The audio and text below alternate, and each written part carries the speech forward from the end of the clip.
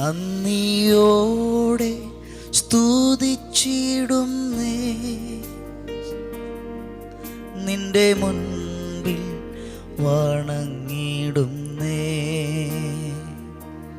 നന്ദിയോടെ സ്തുതിച്ചിടുന്നേ,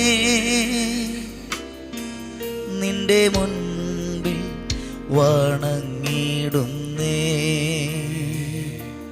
വർണ്ണിച്ചിടാ വാക്കുകളില്ല, അങ്ങേ ഉയർത്തി പാടുവാ.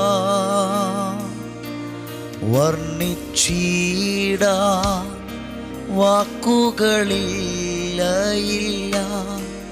അങ്ങേ ഉയർത്തി പാടുവാ. നന്ദിയോടെ സ്തുതിച്ചിടുന്നേ,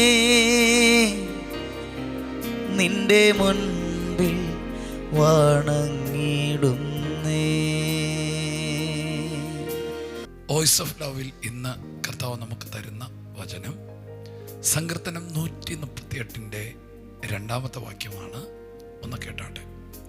ഞാൻ നിന്റെ വിശുദ്ധ മന്ദിരത്തെ നോക്കി നമസ്കരിച്ചു. നിന്റെ ദയയും വിശ്വസ്തതയും നിമിത്തം തിരുനാമത്തിന് സ്തോത്രം ചെയ്യും.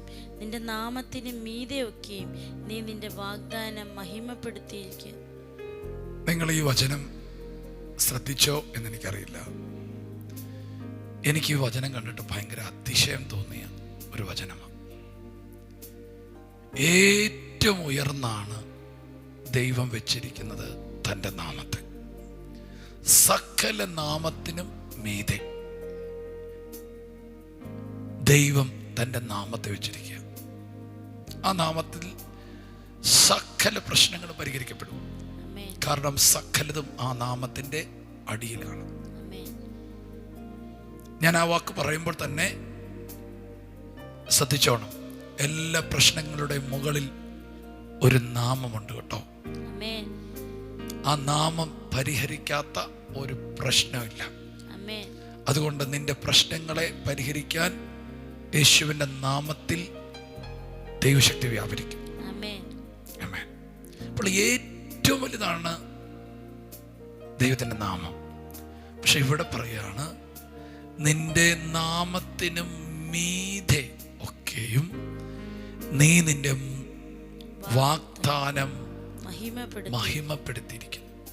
എന്തോ ഇതിന്റെ അർത്ഥം? ദൈവത്തിന്റെ നാമത്തിന്റെ മുകളിൽ ദൈവം തന്റെ വാഗ്ദാനത്തെ വെച്ചിരിക്കുക. എന്റെ ദൈവമേ, ഏറ്റവും മുകളിൽ നിൽക്കുന്ന ദൈവത്തിന്റെ വാഗ്ദാനമാണ്. അതിൻ്റെ തൊട്ടു താഴെ നാമം എന്ന് പറഞ്ഞാൽ ആ നാമത്തിൽ എന്തു പറഞ്ഞിട്ടുണ്ടോ അത് അതിൻ്റെ മുകളിൽ വെച്ചിട്ടുണ്ട്. വിശുദ്ധി എന്ന നാമം എന്ന് പറയുമ്പോൾ ആ നാമത്തിന്റെ മുകളിൽ വിശുദ്ധി വെച്ചിട്ടുണ്ട്.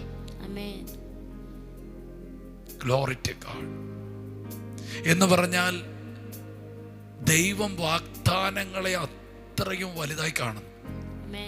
നിന്നിലുള്ള വാഗ്ദാനങ്ങളെ നീ ചെറുതായിട്ടാണ് കാണുന്നെങ്കിലും അത് നിനക്കും മീതെ നിന്റെ പദ്ധതി പോലെ ദൈവം മുകളിൽ വെച്ചിരിക്കുകയാണത്.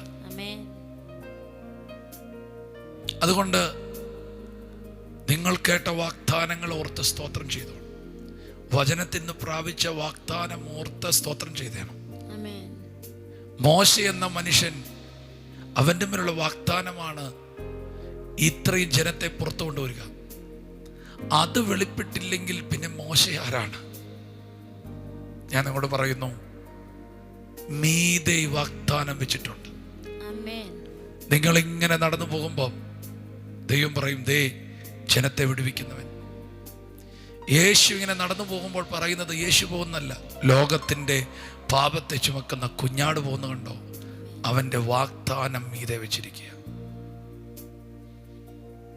നിങ്ങൾ നടന്നു പോകുമ്പോൾ പറയും, ദേ അടുത്ത ഭാരതത്തിൻ്റെ ഉണർവിന് വേണ്ടിയുള്ളവർ പോകുന്നു,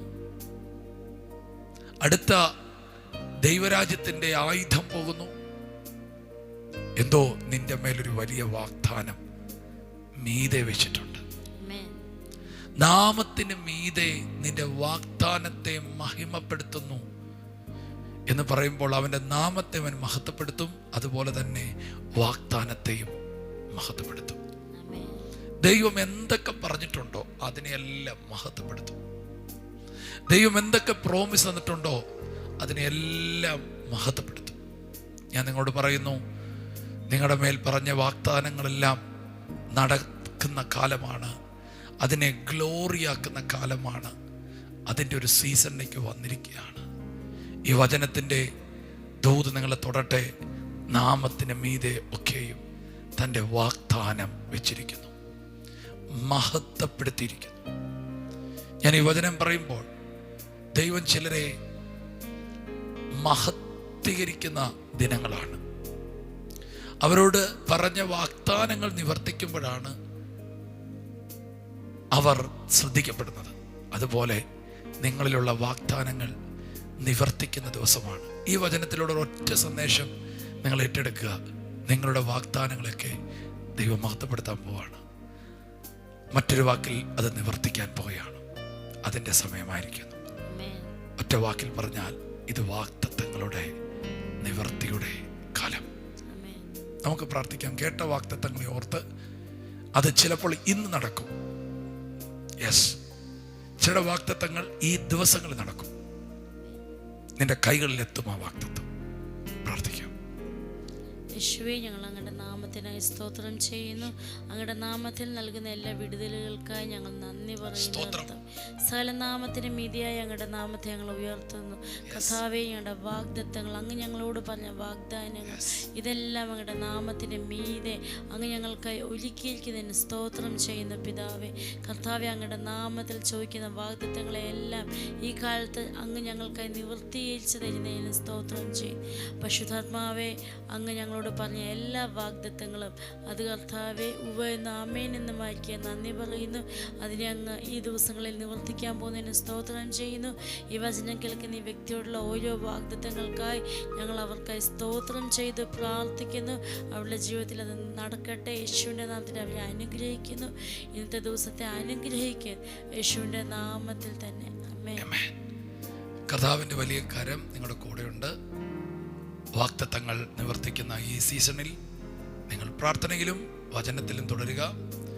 രോഗമുള്ളവർ, ക്ഷീണമുള്ളവർ ഒരു നിമിഷം പ്രാർത്ഥിച്ച് യേശുവിൻ്റെ നാമത്തിൽ ആ രോഗം, ആ ക്ഷീണം, അധികാരമുള്ള യേശുവിൻ്റെ നാമത്തിൽ മാറിപ്പോകട്ടെ. ജനം സൗഖ്യമാകട്ടെ. ജനം ആരോഗ്യം പ്രാപിക്കട്ടെ. എല്ലാ പ്രശ്നങ്ങളും മാറട്ടെ. എല്ലാ രോഗങ്ങളും മാറട്ടെ. യേശുവിൻ്റെ നാമത്തിൽ ഈ പ്രിയപ്പെട്ടവരെ സൗഖ്യമാക്കി അനുഗ്രഹിച്ച് പ്രാർത്ഥിക്കുന്നു. മുഴുവൻ മഹത്വവും കർത്താവ് ഏറ്റെടുക്കണമേ. ഇവരെ ഇന്നത്തെ ദിവസം അനുഗ്രഹിക്കുന്നു. ഈ പ്രഭാതത്തിൽ ഈ വചനം കേട്ടപ്പോൾ നീ അവരോട് സംസാരിച്ചതിനായി സ്തോത്രം. ആമേൻ. നാമത്തിന് മീതെ വാഗ്ദാനങ്ങളെ മഹത്വപ്പെടുത്തുന്ന ദൈവത്തിനായി സ്തോത്രം. ഈ ജനത്തെ അനുഗ്രഹിക്കുന്നു. സന്തോഷത്തോടെ അരിപ്പൻ സഹായിക്കണം. യേശുവിൻ നാമത്തിൽ തന്നെ. God bless you. കർത്താവ് നിങ്ങളുടെ കൂടെയുണ്ട്. ഈ ദിനങ്ങൾ വാഗ്ദത്തങ്ങൾ നിവർത്തിക്കുന്ന സമയമാണ്. God bless you.